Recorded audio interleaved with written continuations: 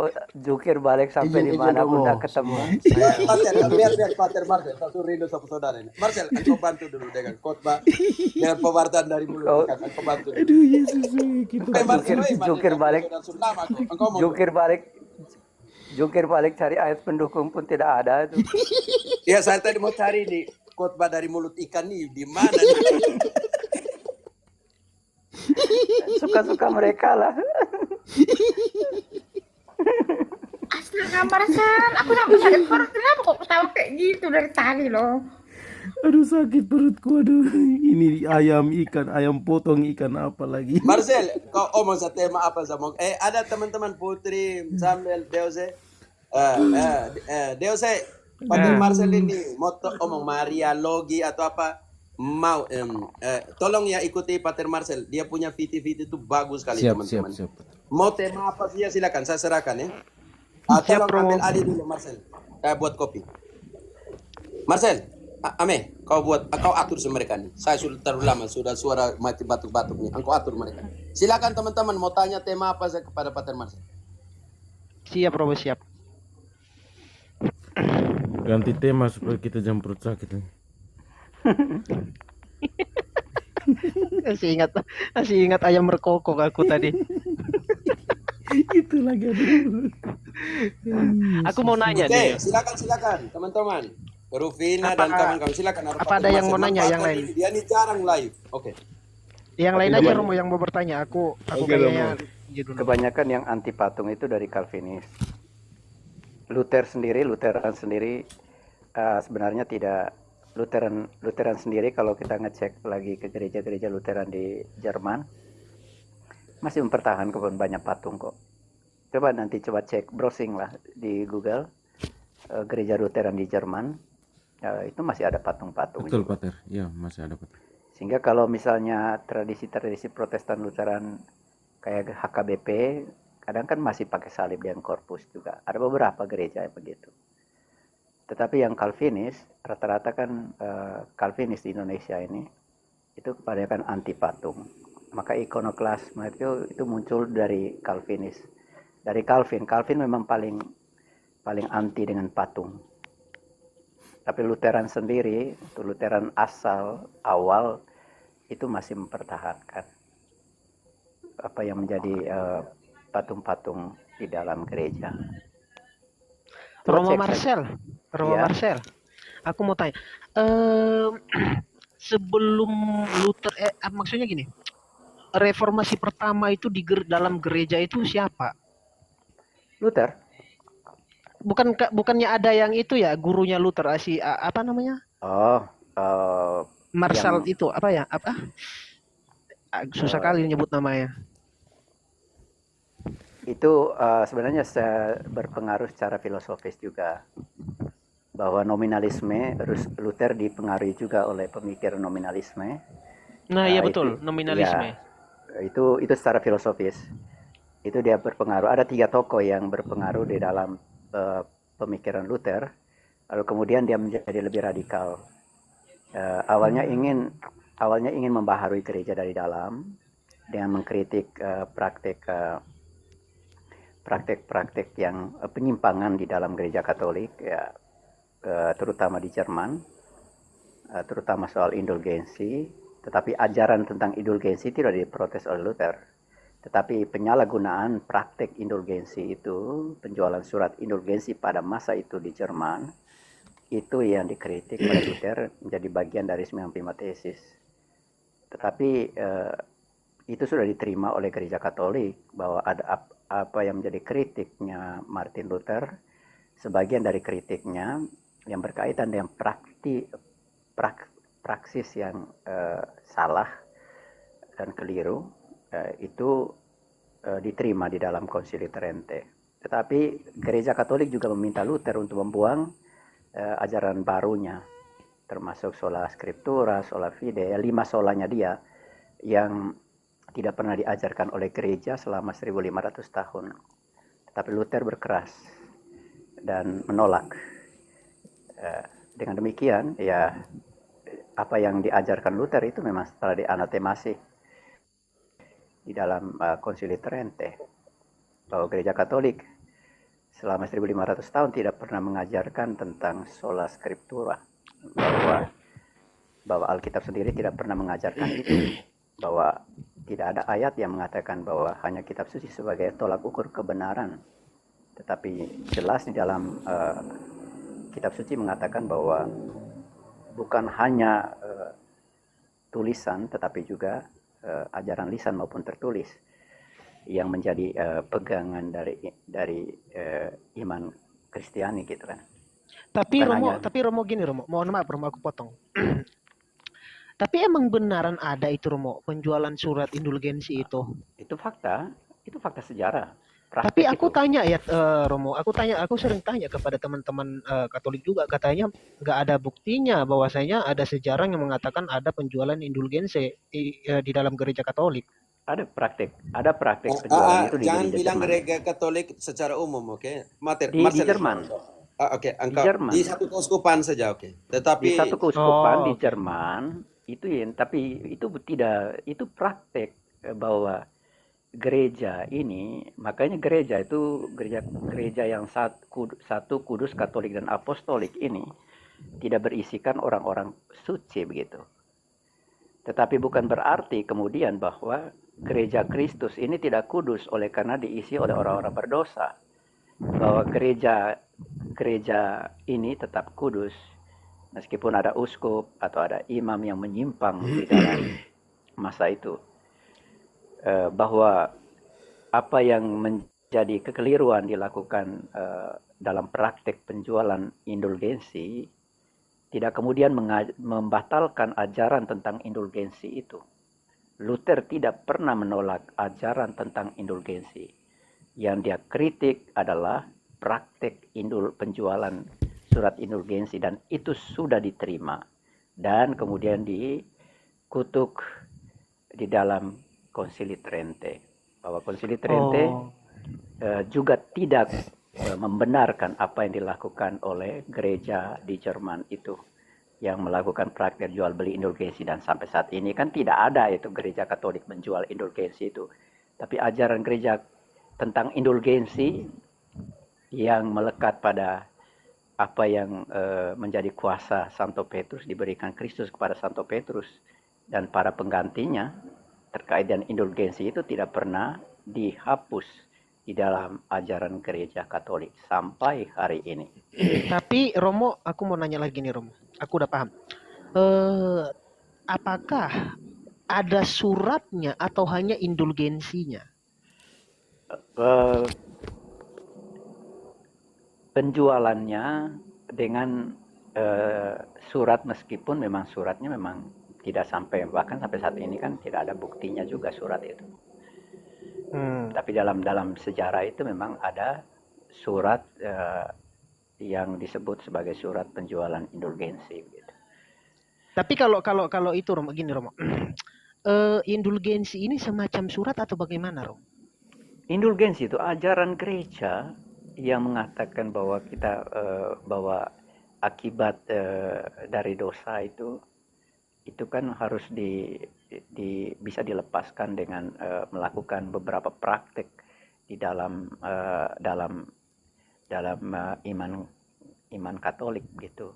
Contoh pada saat ini jubileum ini, itu dengan setiap keuskupan kan menetapkan gereja-gereja yang menjadi Porta Santa, di mana ketika umat berziarah ke gereja-gereja yang ditetapkan oleh keuskupan sebagai Porta Santa dan menerima sakramen tobat, maka mereka akan mendapatkan indulgensi penuh.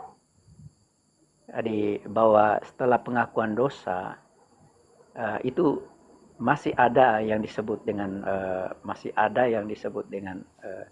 akibat dari itu yang belum bisa diampuni begitu. Jadi indulgensi itu menghapus akibat dari itu.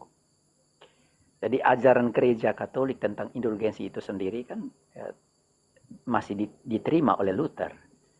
Bahkan di 95 tesis itu sendiri kan, salah satu tesisnya itu kan Luther masih menerima ajaran tentang indulgensi. 71, nomor 71 katakan Nomor barang 71. siapa yang menolak indulgensi kepausan di anatema mereka yang tidak terima indulgensi.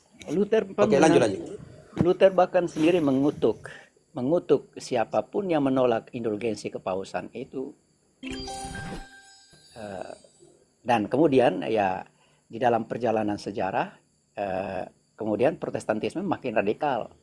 Tahu sendirilah namanya air itu kalau sudah makin menjauh dari sumber itu kan makin tidak jernih, makin menjauh dari sumber, makin ke hilir itu kan makin menjauh dari sumber, itu makin jauh dari yang awalnya mengkritik praktek indulgensi dalam penerapannya itu dibayar dengan sejumlah uang. Itu memang yang salah, itu tidak pernah diajarkan secara resmi oleh gereja Katolik, tapi itu dalam praktek di Jerman itu dilakukan, itu yang dikritik oleh Luther. Tetapi kemudian dalam perkembangan Protestantisme selanjutnya sampai hari ini menolak sepenuhnya tentang indulgensi, bukan hanya prakteknya tetapi juga ajarannya tentang indulgensi, yang bahkan di dalam tesis Martin Luther itu bahkan dia mengutuk mereka yang menolak ajaran tentang indulgensi dari kepausan itu. Tapi kenyataannya Romo ya kan aku kan Protestan khususnya Luther ya, nggak pernah ada orang Protestan Luther itu ada indulgensi kayak gitu. Apakah karena pengikutnya ini yang tidak memahami?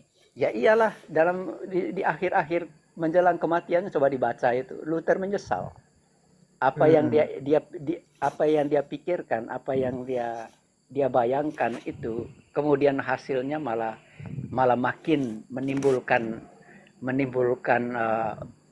penafsiran yang berbeda-beda atas ajaran dari Alkitab dan juga ajaran dari tradisi gereja begitu. Termasuk penghormatan terhadap Bunda Maria. Di Lutheran awal, Luther tidak pernah menolak penghormatan kepada Bunda Maria. Tapi Calvin, Zwingli, kemudian menjadi lebih radikal sampai hari ini. Makanya kemudian berdoa kepada Yesus melalui Bunda Maria dibilang menyembah. Padahal akal sehat sajalah, para Romo ini kan juga orang belajar filsafat. Kita tahu yang mana Allah Tritunggal, yang mana tuh makhluk ciptaan sama seperti kita. Tidak mungkin lah para pastor, uskup, kardinal, paus yang studi filsafat itu tidak bisa membedakan yang mana Allah Tritunggal yang disembah dan yang mana manusia biasa. Bunda Maria itu manusia biasa sama seperti kita dia, tapi dia anggota paling unggul, anggota pertama dan paling unggul. Maka dia diberikan penghormatan khusus, hiperdulia. Karena Protestantisme tidak bisa membedakan antara penyembahan dan penghormatan, seolah-olah itu sama, maka mereka tidak bisa membedakan bagaimana orang Katolik menghormati Bunda Maria, menghormati para kudus dengan menyembah Allah Tritunggal. Orang Katolik jelas menyembah itu hanya kepada Allah Tritunggal. Latria hanya kepada Allah Tritunggal, Bapa, Putra dan Roh Kudus. Bunda Maria kenapa hiperdulia, menghormatinya, dihormati secara khusus karena dia mamanya Yesus yang memberikan daging pada Yesus, sehingga Yesus tidak bisa dikenal sebagai manusia sama seperti kita dalam hal dosa. Kalau Bunda Maria tidak, dia menjawab tidak pada saat malaikat memberikan kabar kepadanya, dia menjawab tidak ada itu Natal, tidak ada itu Paskah itu. Maka kurang ajar kalau kemudian menolak menghormati Bunda Maria.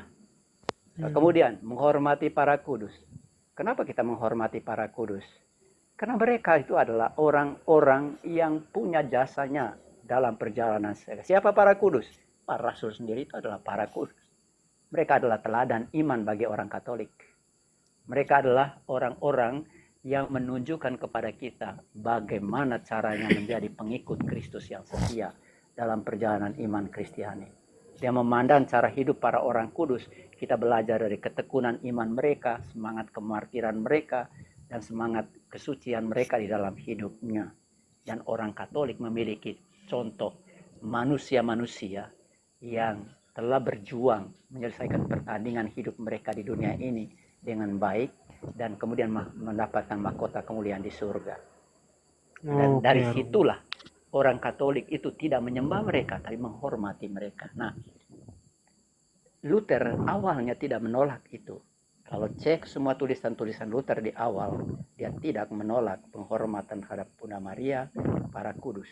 Tapi kemudian Protestantisme semakin radikal sampai hari ini, karena makin jauh dari sumber, apalagi datang lagi saksi Yehova, Vanes yang menolak arah Tritunggal, itu makin menjauh dari sumber itu.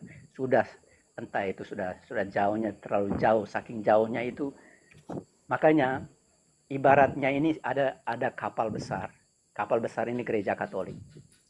Di situ ada Alkitab, termasuk Deuterokanonika di dalamnya, yang dibuang oleh Luther. Saya omong terus terang nih, Dok, kamu Lutheran, tapi Luther jelas dia menolak Deuterokanonika karena Deuterokanonika tidak mendukung ajarannya tentang sola fide. Dia menolak. Iya, betul. Aku udah baca itu. Aku udah paham. Makanya dia membuang itu.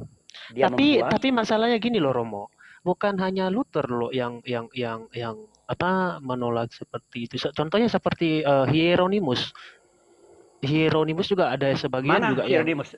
Mana Hieronymus? Maksudnya bukan menolak. Dia? Bukan dia bagian kanon itunya, kanon kanon Ibrani dengan kanon Septuaginta. Kan waktu itu Hieronymus kan pernah menolak Septuaginta dan kemudian dia lebih ke Ibraninya atau versi Palestinanya. Begini, bahwa Septuaginta ini kan soal Septuaginta dan Masoretik ya. Ya. Ini kita kembali ke Septuaginta dan Masoretik. Ingat bahwa 300 kutipan Perjanjian Baru, Marcel, ya, harus dibedakan dengan perdebatan konsili sebelum konsili dan hasil konsili diterima. Itu sangat berbeda, oke? Di dalam konsili orang bisa berdebat. Di Yerusalem, Petrus harus berdiri untuk menenangkan perdebatan. Jadi lihat protesnya atau tidak setujunya Hieronymus itu setelah konsili atau sebelum konsili, itu juga harus dilihat, oke? Itu tulisan dia, itu kan dia menolak, itu kan sebelum konsili. Penetapan menjadi 27 kanon itu. Kanon menjadi yang di mana kemudian kanon Alkitab itu ditetapkan. Nah, pertama perlu diingat bahwa mengadopsi kanon Masoretik ya. Kenapa? Bayangkan dia menyingkirkan semua hasil konsili yang menetapkan ini dan kemudian memilih sendiri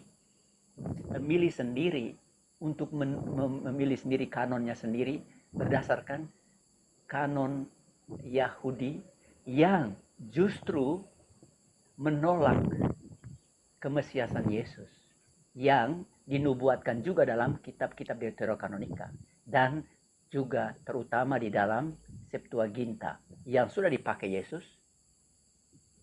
Yesus dan dipakai para rasul. Ingat, 300 kutipan Perjanjian Baru lebih banyak merujuk pada Septuaginta, bukan pada kanon Masoretiknya para rabi Yahudi yang baru muncul belakangan. Jauh setelah masa hidupnya Yesus dan para rasul. Dan itulah yang ditemukan oleh pendeta Yonatan yang jujur. Bagi saya ini salah satu-satunya pendeta Indonesia yang jujur dalam studi Alkitab di Indonesia. Kalau untuk Scott Hahn, untuk pendeta-pendeta dari Amerika itu udah biasa, mereka udah ngerti. Tapi untuk Indonesia yang jujur itu baru Yonatan, pendeta Yonatan dengan biblikosnya itu baru kemudian menyatakan, baru kemudian dia berani mengatakan dengan jujur bahwa ketika Protestantisme menggunakan Alkitab yang tidak kanon, maka di sana terjadi banyak tumpang tindih ayat-ayat Alkitab itu. Ya, menarik soal ini, Romo. Silakan cek biblikosnya pendeta Yonatan, recommended itu dalam bahasa Indonesia daripada kemudian kita merujuk pada sumber-sumber di Amerika yang mungkin keterbatasan dalam bahasa Inggris, kemudian kita sulit mengakses bagaimana perdebatan antara para mantan teolog Amerika yang berpindah dari Protestan ke Katolik oleh karena mereka belajar tentang sejarah kanon Alkitab yang kemudian akhirnya sadar dan kembali ke Katolik. Izin Romo, aku mau bertanya. Apakah para reformasi ini tidak terinspirasi dari Hieronymus ini gitu, Romo? Maksudnya karena tidak, saya jawab dulu. Okay. Tidak jelas bahwa Luther itu dia memilih kanonnya sendiri. Itu di Jerman. Kalau kamu cek lagi sejarahnya Luther, bagaimana dia kemudian menyusun kanonnya sendiri di Jerman. Kamu cek lagi di sana. Cek lagi sumber sejarah itu. Bagaimana dia memilah antara lebih memilih kanon para rabi Yahudi dengan alasan yang disampaikan bahwa dia lebih merujuk pada teks-teks Ibrani daripada teks-teks Yunani yang menurut dia jauh lebih asli dibandingkan teks-teks yang sudah diterjemahkan dalam bahasa Yunani dalam Septuaginta. Tetapi sejujurnya Luther sendiri memilih kanon Yahudi yang anti-mesianik. Itu fakta. Dan di sini pertanyaan saya, siapa yang anti Kristus di sini sesungguhnya? Ketika dia lebih memilih kanon Masoretik daripada Septuaginta yang dipakai oleh Kristus dan para rasul dalam hidup dan karya mereka. Maka ketika kemudian Anda cek dengan fakta bahwa 300 kutipan perjanjian baru lebih banyak merujuk pada Septuaginta di mana ada Deuterokanonika di dalamnya dibandingkan kepada teks yang merujuk pada kanon Masoretik. Luther melawan semua hasil konsili sendiri secara pribadi. Ya, aku udah paham kalau soal Luther. Kalau sudah konsili sudah final, itu apa yang menjadi perdebatan pribadi para teolog, para bapak gereja itu selesai diputuskan dalam konsili. Semua perbedaan itu semua akhirnya diterima di dalam konsili. Konsili sudah memutuskan ini bukan hanya 1-2 kepala, tetapi itu adalah para uskup dari semua wilayah gereja ini kumpul bersama dan kemudian berbicara tentang perbedaan-perbedaan di dalam pemikiran-pemikiran para teolog ini. Lalu kemudian menentukan apa yang menjadi keputusan akhir. Lalu Luther menjadi pemutus tunggal, menentukan kanonnya sendiri lalu diikuti oleh ribuan orang sampai hari ini. Secara logika akal sehat saja tidak masuk akal. Oke Romo, aku kalau sejarah Martin Luther itu aku udah paham. Martin Luther memang membuat kanonnya sendiri dalam versi Jerman. Tapi menarik nih seputar Deuterokanonika. Kan Deuterokanonika itu kan artinya aturan kedua atau hukum kedua toh. Aku yang ingin ingat, kedua bukan berarti dia lebih rendah dibandingkan proto. Itu yang membedakan pandangan Luther Protestan dan yang berpengaruh terhadap Protestantisme sampai hari ini dengan apa yang dipahami oleh para bapak gereja dan diteruskan oleh gereja Katolik sampai hari ini. Deutero bukan berarti dia apokrifa. Luther itu Deutero, dia menganggap itu sebagai apokrifa.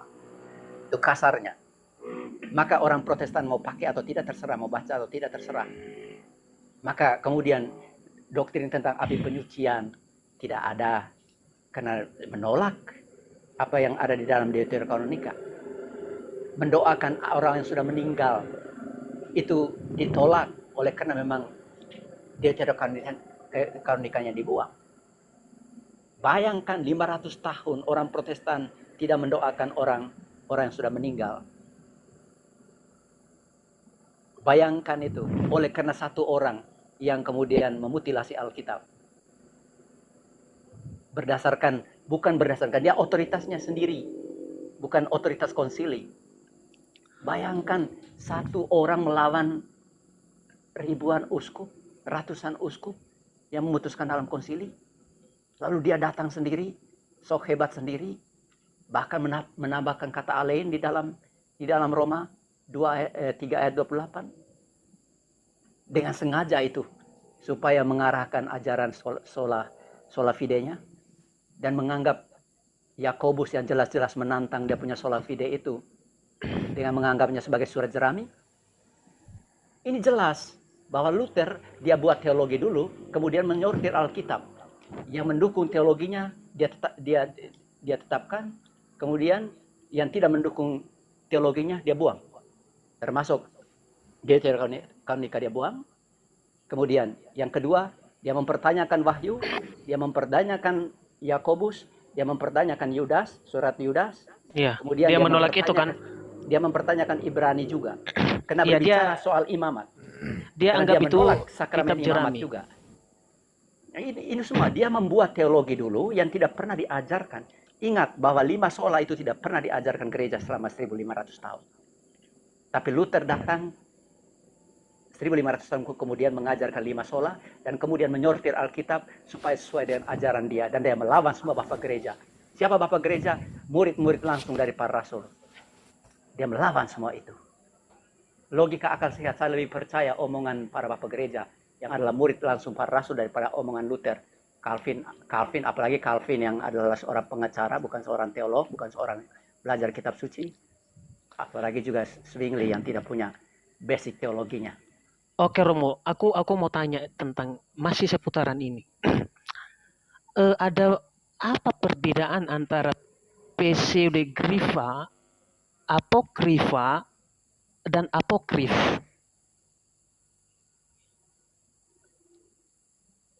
Apa-apa? Pseudogrifa, apokrifa, dan apokrif. Pseudo. Ya, Pseudokrifa. Apalagi? Apokrifa dan apokrif. Apokrifa. Dan apokrif. Apokrif. Sama, apokrif dan apokrifa sama saja itu. Tapi setelah aku kan suka baca-baca buku. Kalau apokrifa dengan apokrif itu kan lebih apa namanya? Lebih dianggap Deuterokanonika itu apokrif. Sementara kalau apokrifa itu benar-benar ditolak. Apokrif. Contoh ya. Proto-Evangelium Yakobus. Itu di dalam iman Katolik disebut sebagai apokrif. Tetapi sebagai apokrif tidak sepenuhnya ditolak sebagai apokrif.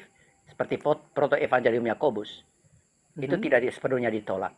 Bahwa ada beberapa kebenaran di dalam Proto-Evangelium Yakobus yang menggambarkan situasi gereja di abad pertama, abad kedua, abad ketiga, yang menggambarkan situasi sejarah konteks gereja pada saat itu. Salah satunya contoh dari Proto-Evangelium Yakobus itu ditemukan juga nama orang tuanya Maria, itu ada Yoakim dan Santa Ana gitu kan. Itu dari Proto-Evangelium Yakobus. Itu disebut sebagai apokrif. Tetapi bukan berarti ditolak sepenuhnya kebenarannya. Begitu. Iya, soalnya Tapi kan kalau Luther Luther kan menganggap Deuterokanonika itu kan apokrifa, sementara kan Katolik menerima karena Deutero itu kan masih golongan apokrif, masih diterima. Ya, masih Ya diterima. kan? Masih diterima meskipun dia dibedakan dari yang proto-kanonika. Maka ada pembedaan, yang lain itu disebut proto-kanonika, sementara yang 7 itu disebut deuterokanonika. Tapi bukan berarti deutero ini nilainya, kebenarannya tidak ada di situ. Luther itu dia memangkas saja. Deutero Lalu kemudian apa arti dari apokrif dan apokrifa itu, Romo? ya, kalau saya lihat menurut saya sama. Artinya sama. Artinya sama. Apokrif. Lalu bagaimana dengan Injil yang contohnya seperti Injil yang rahasia itu, yang di sana Contoh dikatakan Injil Basilides, Injil Thomas. iya, Injil Itu kan Thomas itu juga tulisan- termasuk apokrif juga kan? Tulisan apokrif. Maka Luther kan, kalau misalnya ikut pandangan Luther ya, dia menganggap 7 kitab itu seperti Injil Thomas, Proto-Evangelium Yakobus, seperti Injil Maria Magdalena yang sering dikutip saudara-saudara sebelah itu, RT berapa itu sebelah itu. Tapi kalau Romo katakan untuk itu sama, kalau Romo katakan itu sama tentang apokrif itu Injil Basilides itu, sementara kan kalau Romo bilang kan itu kan Deuterokanonika kan sama dengan apokrif dan apokrifa, pengertiannya sama. Tetapi kenapa Basilides dan Injil-Injil yang lain yang tidak termasuk kanon itu ditolak sementara maknanya sama, yaitu apokrif atau enggak apokrifa? Kenapa kemudian Deuterokanonikas dan apa namanya kitab Tobit, kitab Yudit itu diterima? Oke, Apa bedanya? saya potong dulu. Oke. Saya potong.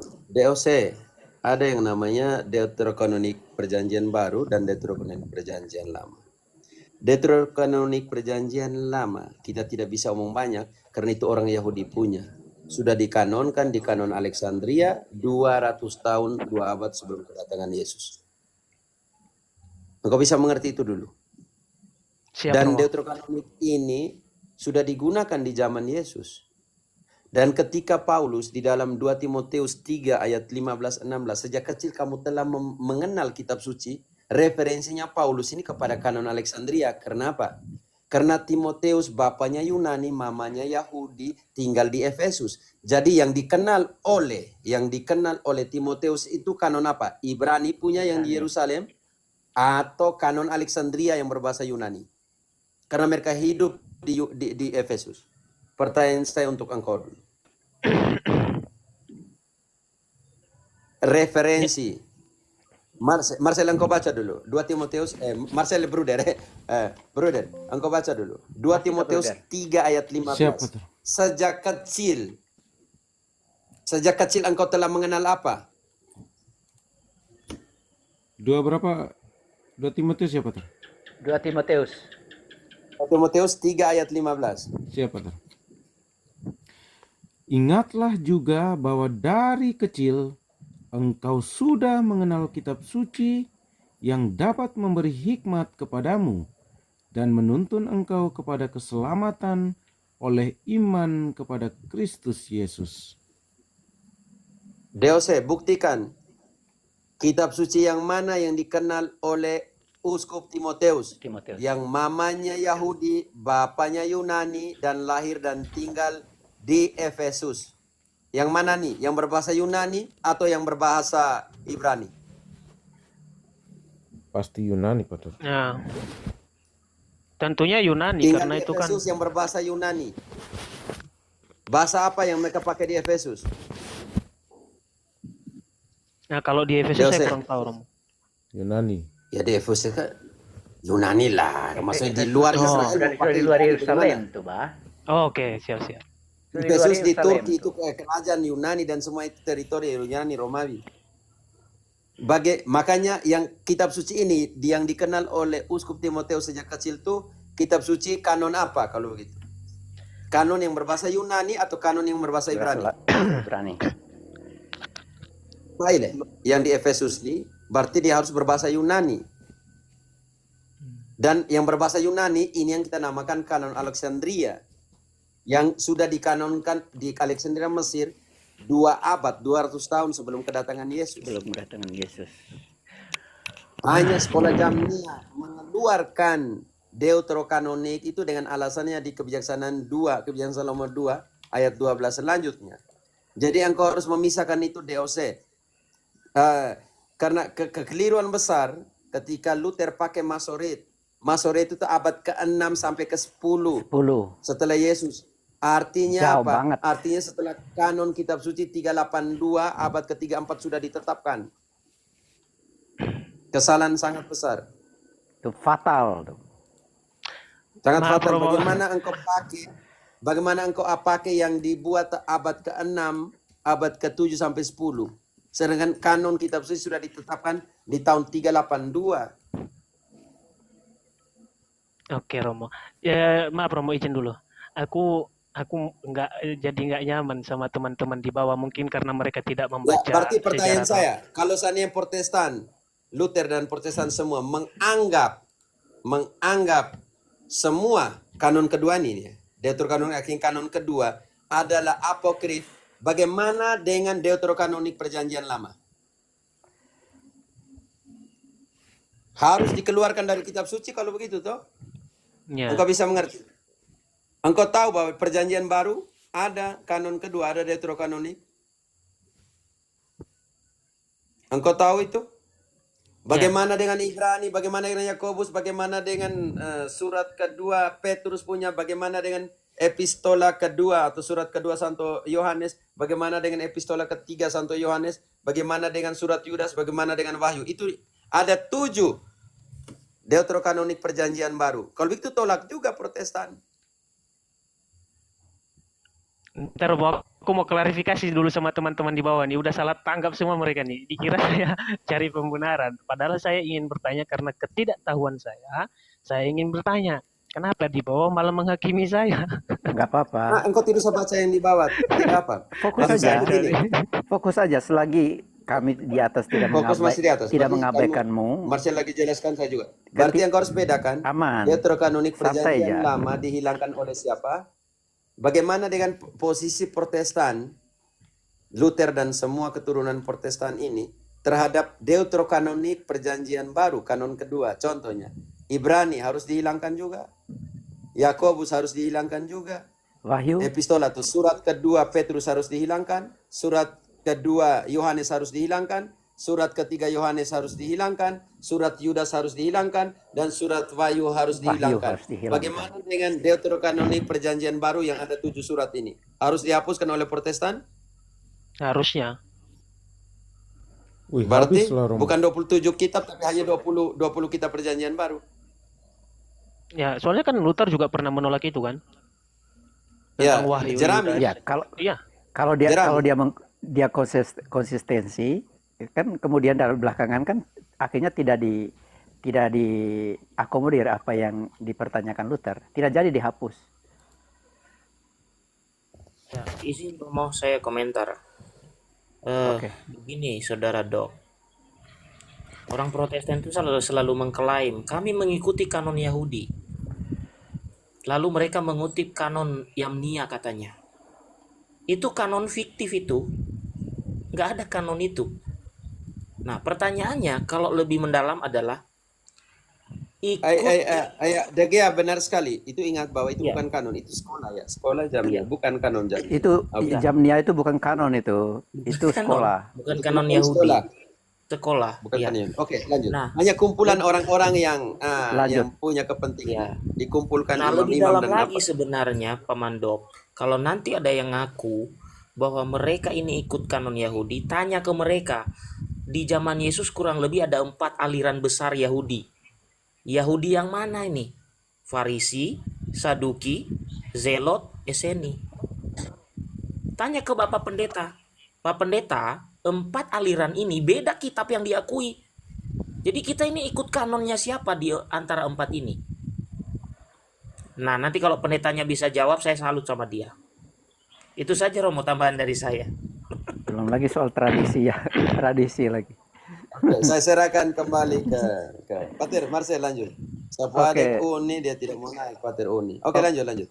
Oke Dok, bahwa pertanyaanmu tadi memang itu dari pencarian. Makanya saya selalu optimis bahwa seorang Protestan yang mau belajar, dia akan sampai pada kebenaran dan akan kembali ke gereja Katolik. Marcel informasi dia punya pacar sudah turun tadi. Maria Puji itu mereka pacaran. Maria Sumba Katolik, DOC dalam proses mau jadi Katolik. Mereka belajar Nggak apa-apa. Katolik untuk mengakui. Tidak apa-apa, DOC, Oke. bahwa gereja Katolik tidak pernah kemudian membatasi umatnya untuk mengeksplorasi kebenaran-kebenaran iman. Google ada, tidak ada yang disembunyikan dalam sejarah gereja Katolik. Yang buruk maupun yang baik, itu di Google ada semua. Cek saja, kalau ngomong tentang sejarah gereja itu, kalau tinggal kuat-kuat browsing saja itu di Google itu. Belajar dari sumber resmi gereja Katolik, bukan belajar dari sumber yang di framing. Kalau mau belajar tentang sejarah gereja Katolik, kamu belajar dari sumber-sumber gereja Katolik, tidak dari sumber yang di framing. Begitu. Lalu kemudian yang kedua, seorang Katolik yang malas belajar, suatu ketika dia punya potensi untuk menjadi Protestan. Dan itu terjadi dalam sejarah, bahwa seorang Katolik yang malas belajar, lama-lama dia kemudian bisa saja digiring untuk kembali ke Protestan. Tapi seorang Protestan yang penuh rasa ingin tahu dan ingin mau belajar tentang iman, dia pasti akan kembali ke Katolik. Apalagi kalian punya basic gimana menguasai Alkitab, belajar tentang Alkitab, punya kecintaan terhadap Alkitab. Dan itu yang saya apresiasi, selalu apresiasi terhadap saudara-saudari saya dari Kristen Protestan, bahwa mencintai Alkitab, membacanya, merenungkannya, menjadikan ayat Alkitab sebagai pegangan hidup, nah itu menjadi sebuah modal yang baik sebagai seorang saudara-saudari di Protestan. Lalu kemudian penting untuk mempelajari sejarah kanon Alkitab. Untuk DOC perlu pelajari sejarah kanon Alkitab. Di VT-VT saya itu ada beberapa buku sumber yang saya spill berkaitan dengan kanon Alkitab. Pokoknya kamu cek saja di bagian daftar putar kanon Alkitab. Nah, itu semua termasuk buku-buku yang membahas tentang kanon Alkitab itu ada di sana. Penting untuk mempelajari sejarah kanon Alkitab, kemudian mengapa Luther kemudian memilih kanonnya sendiri di situ. Karena inilah awal dari kekacauan itu dimulai dari Luther sendiri. Dimulai dari Luther. Maka kemudian termasuk sampai sekarang saksi Yehova juga mempunyai Alkitabnya sendiri. Tidak menggunakan Alkitab yang diterbitkan oleh LAI dan LBI, dan mereka punya versinya sendiri. Ya, itu bagian dari kutukan sola scripturanya Luther. Bahwa Luther bisa membuat kanonnya sendiri, kenapa para pengikutnya di kemudian hari tidak bisa membuat kanonnya sendiri? Siapa yang bisa menegur mereka? Siapa yang bisa melarang mereka? Kalau di gereja Katolik jelas, kalau seorang pastor mengajarkan yang aneh-aneh, seorang uskup mengajar yang aneh-aneh, di luar yang diajarkan oleh gereja Katolik, dengan sendirinya kemudian dikena ekskomunikasi. Tidak boleh mengajar. Maka ketika seorang imam melalui tabisan dia mengajarkan apa yang menjadi iman Katolik, apa yang dia pelajari dalam iman Katolik. Dia tidak mengajarkan apa yang tidak dia pelajari atau membuat ajaran yang menjadi kreasinya sendiri. Jadi itu prinsip di dalam gereja Katolik ketika mengajarkan hal-hal. Makanya bukan hanya soal bahwa kita bisa membaca Alkitab dan kemudian memahami Alkitab itu, ayat-ayat Alkitab itu dengan sendiri mencari inspirasi Roh Kudus sendiri, tetapi dicek apa yang ditafsirkan dari ayat tersebut oleh para bapak gereja dalam sejarahnya, yang menjadi rantai penghubung pemahaman atas ayat tersebut dengan masa kita sekarang. Masa baca Alkitab tahun 2025 lalu mengabaikan seluruh rangkaian sejarah panjang dalam pemahaman terhadap ayat tersebut, lalu kemudian menafsirkannya sendiri atas nama sola scriptura. Pater, Ya. Pater kita salami dulu Rufina. DOC sebentar ya kita salam. Kesian nanti mereka di atas. Oke, Romo, siap. Rufina, El Patron, Santi. Halo Rufina. Rufina 1. Rufina 2. Rufina 3. Bisa buka mic Rufina. Maaf ya kalau tidak, sudah 3 panggilan, mungkin nanti kita turunkan supaya teman-teman. Oke. Oh ya, ternyata Santi juga turun ya sebelum disalam. El Patron. Ya, selamat malam Romo. Selamat malam Del Patron. Oke, El Patron. Oke, selamat. Oke. Oh, kira-kira ada sesuatu? Ada Pater Marcel, silakan. Mau komen sesuatu? Oh, salam untuk Elang juga. Salam El Romo. Patron. Oke. El Patron. Elang ini beda dengan Ini- Galang kah? Oh ya, Galang beda. Elang Beda dia ya? lebih muda daripada Galang. Oke. Oke. Benar Romo. Galang di Kupang, Elang di Medan. Oke. El Patron, Iya. bagaimana, ada 1-2 hal? Aduh, lanjut dulu Romo, saya nyimak dulu Romo, baru masuk Romo. El Patron di mana? Di Papua kah? Atau di Di- Meksiko nih? Di Bali Romo. Ya, karena pakai Guadalupe, jadi saya pikir kami orang Amerika Latin, un berek Pater. Dia pakai apa namanya El Patron. Kalau nama El Patron di sini ini lebih kepada negatif karena karena mafianya dan lain sebagainya. Oke. Silakan, ada mau komen sesuatu? Ada teman-teman ini bawah mau naik, silakan. Mau tanya dan lain sebagainya. Oh ya, Cio. Elang mau komen sesuatu, Degea, Bruder. Om Kalau Elang, belum ada yang mau komen. Romo, Oh, Cio, saya, selamat Cio. Romo, saya mau komen lanjutan tadi ya, Ah, Romo. yes. Romo. Ya, Yes. Marcel, engkau ambil alih dulu sedikit nanti. Oh, ya, Manfaatkan Patir Marcel jarang live, jadi dia ada di sini kamu manfaatkan. oke. lanjut. Jadi gini, Pemandok, nanti bisa cek. Sekarang kan ada aplikasi KJV dan juga Gutenberg Bible. Gutenberg. Oh, Ya, jadi KJV itu diterjemahkan tahun 1611. Itu Deuterokanonika masih ada. Kemudian Gutenberg Bible itu sudah dipangkas. diarsipkan tahun 1455 sebelum Martin Luther lahir. Dan di dalamnya ada Deuterokanonika. Tidak ada pembedaan satupun. Bahkan itu ada dokumen bahasa Latinnya. Saya beberapa hari yang lalu saya live-kan itu.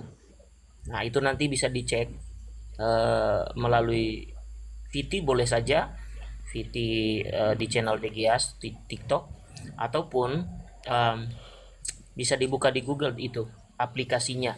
Nanti cek di situ nama-nama kitab suci yang katanya itu Deuterokanonika. Itu nanti masih ada. Nah, seandainya tahun 1455 sebelum Luther lahir saja sudah digunakan tanpa embel-embel apapun, itu artinya ketika muncul tuduhan itu kan pasti setelah Martin Luther wafat. Nah, kemudian kalau ada tuduhan, oh itu ditambah di Konsili Trento. Loh, Itu itu kan dituduh begitu. ya, itu KJV tahun 1611. Trento 1540-an. Ini bagaimana ini? Mel Atok juga menuduk begitu, Mel Atok. Nah, betul Pater. Nah, akhirnya kan aneh jadinya.